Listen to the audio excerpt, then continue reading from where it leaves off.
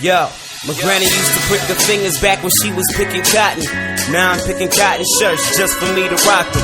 Like they threw scissors, but I'm still throwing paper out. I take it to another level. Elevator out, riding out, windows low. Keep my music high, cruise till I crash like Vanilla Sky. Gil Scott, hair and dye. The revolution won't be televised. I tell my vision, cause my television telling lies. Sugar coated like the bottom of the Kool-Aid made by my cousin fools by jewels to prove they paid. Doing dirt for clean kicks, whip the whips like a master. Watch the place pass like a pastor. Peas like we used to do. And working in the field with niggas using tools. Ain't a game such a shame, it's so insane. And love the pain and love the fame and getting lynched, but niggas ain't nothing changed since the days on the cotton field. Ain't nothing changed since the days on the cotton field. Put on your chain, still a slave, though you gotta deal. And gotta deal with these people trying to plot and kill. Ain't nothing changed since the days on the cotton field. It's just the black man's curse that we carry since the black man's birth. 3/5 is still a black man's work. They say the black man's gold is still the white man's dirt. But all the green he makes a product of the black man's work. Ain't a damn thing changed. It's still a slave trade. NFL, NBA, just ain't the same name. All these record label execs manufacturing songs. Ask Jimmy Ali and the many slaves he owns. Cause music's the new cotton. Niggas is out picking it.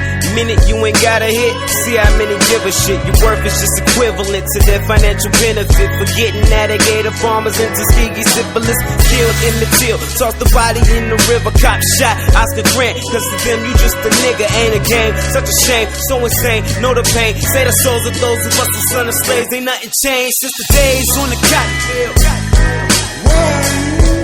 Nah, ain't nothing changed since the days on the cotton field.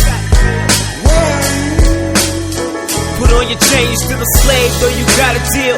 Gotta deal with your shit. Ain't nothing changed since the days on the cotton field. You can't walk the walk of free men. In a modern time like this, you walk like a slave. This is why you're crippled, because you think you cannot walk without your former slave masters. And if your former slave master don't help you, you don't think there's any help for you, even though you taught God. You live in fear of your former slave masters and their children. Your problem is you are not now, nor have you ever been a citizen of the United States of America. You are a slave to white America.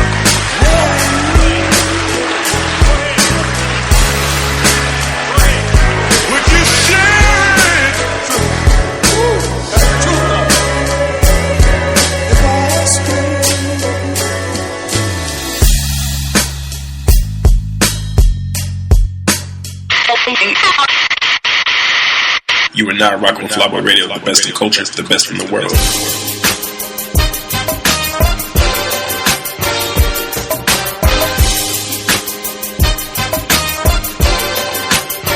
It's Imperial Car, the best of hip hop, and you tune in live with Flyboy Radio. This is the Add-2 interview. The first 5 minutes of the interview actually didn't record, so it already starts with us in conversation. That we read about these things, and we hear about these things, and we'll talk these things, but not often do you get a chance to actually say, like, man, I shook this guy's hand. I got a chance to see him talk about his experience directly.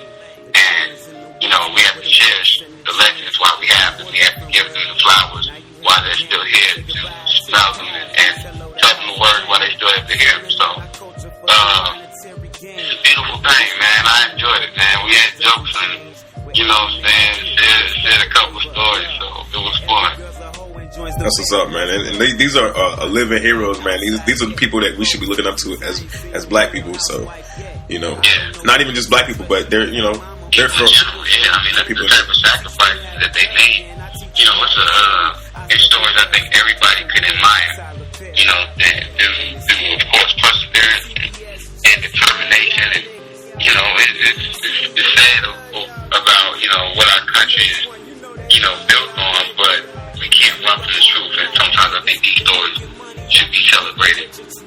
time, not just when it's a movie made or anything like that. So, but yeah, there's a lot of heroes like that who I'm still trying to learn about, you know, and give a full understanding of and find a way to, you know, appreciate it a lot more.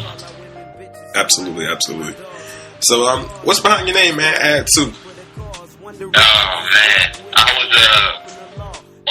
was trying to find a cooler rap name at the time.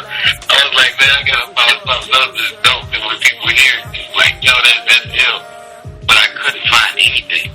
And then it just so happened that I looked down at this blank CD that I had, and it was like the second version of my little CD collection. And back when, you know, people were making blank CDs, and, you know, you had to send it to somebody else. You had to give a list to somebody who had a CD burner. Right. And homie just put ADD2 on it. And then when I thought about it, you know, my pops, he gave us these initials. And we always asked him why. Why would you name us ADD? That sounds silly to us, you know what I'm saying? And he was like, I want whatever y'all do or whatever y'all have, I want y'all to add to it. I don't want y'all to take anything away. I want you to build on it. I want it to be positive. I want you to keep going. And that was something that stuck with me. And I was like, all right, you know what? Well, let me see if I could flip it a couple ways. And I found a bunch of words to rhyme off of it. And I was like, all right, this might stick. So, you know, I kept it. And it's been one ever since.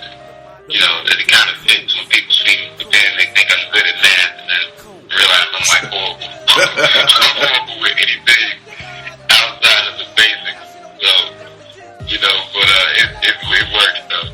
That's what's up, man. There's a good story behind it too, man. I always ask MCs about their names. Some people, they just think of some shit that, like, out of their ass. They're like, you know, I'm just name myself freaking Biscuits. I don't know. So, you know, it's good that you have a story and a meaning behind that, and that's what's up, man. Yeah. I mean, I could have had one like me, but I just named myself after something, or just picked a random name out the blue. But you know, it worked out. But it has a little meaning to it. So, right. So take us back to the beginning, man. What was the defining moment when you decided that rap was something that you had to pursue, that like you had to do it, man? The defining moment? Cause like I used to rap back in the day, and, you know, like we grew up in hip hop, so, you know, but I think I thought, you know, you can't really get paid off rap. I don't know anybody who benefits off rap, and, you know, life was kind of serious, and where we grew up, it was just like, all right, well, you know, this isn't a real job. This ain't gonna get my peoples out of here. But it just so happened to be one of those things that kind of picked up. It wasn't just about making a way. It was like, man, I love to do this. And it just started picking up more and more. And after high school, I just kept it going. And it started working out. Started like getting love from all these different people and from the sites and everything. And a lot of people mess with the music. And it was just, it was surreal to me, because I was thinking like, man, that's just the stuff I wrote in my attic, you know what I'm saying, just sitting by the stereo. So, but it just picked up from there, and then now we here, which is a good point too, so. That's what's up, man. It's good to hear, you know, MCs that actually do it for the love, because there's a lot of people that are in the music industry, especially as far as hip hop is concerned, they just doing it because, you know, for the money, or they just think it's cool or whatever. You know, I hate to see those kind of acts, and most of the time, those are like the commercial guys that are really getting some, you know, a lot of play and stuff. And these are the people that, you know, are people who, you know, urban youth. They look up to these guys, and they're not really saying nothing. But you come from a place where you love hip hop, and you actually have a message with your music. Because believe it or not, most of the kids and youths and these urban kids out here, they follow rappers more than anything else. You guys are their leaders, the people that they look up to. So when you have people like, you know, Add-2 that have a message to the music, and then they're doing it for the love, it makes the culture that much better. Exactly, and I think that's the key point, man. It's like, you know, the youth, they listen to us. They're the ones who, and some people don't understand this concept, is that, you know, they may be listening to a Lil Wayne on a constant basis. They may be listening to a Rick Ross on a constant basis. And even though we said, you should have more influence, you should tell parents that they should have more influence over their kids. But, you know, for some of these kids, this is their, you know, they hear you more than they hear their parents. So, you know, there's a sense of like, man, of course I'm not trying to limit anybody else's expression, but you gotta understand that there is responsibility out here. That these kids are listening. These kids are taking what we say serious. And some of them are emulating. Some of that behavior that we just kind of, sensationalize, they're doing. That, man, I go hard 7 days of the week. They doing it. That stuff where they don't know that the rapper is sitting back, chilling with his, with his parents or something like that, or he's spending a couple days working on his business. They don't know that. They just see one thing. And they see the videos, and they see the money, and they see the cars. So, if we don't find a way to give them a balance, then they're never going to get it, and they're going to be misled. So, I try to do my part to make sure that I give them reality, I give them both sides, and also give them something real to think about. Like, I'm not going to be afraid to tell them the truth. I'm not going to be afraid to call these other rappers out, because that's our job. We have to be black CNN. We have to tell people what's going on out here, and we can't be afraid to check each other.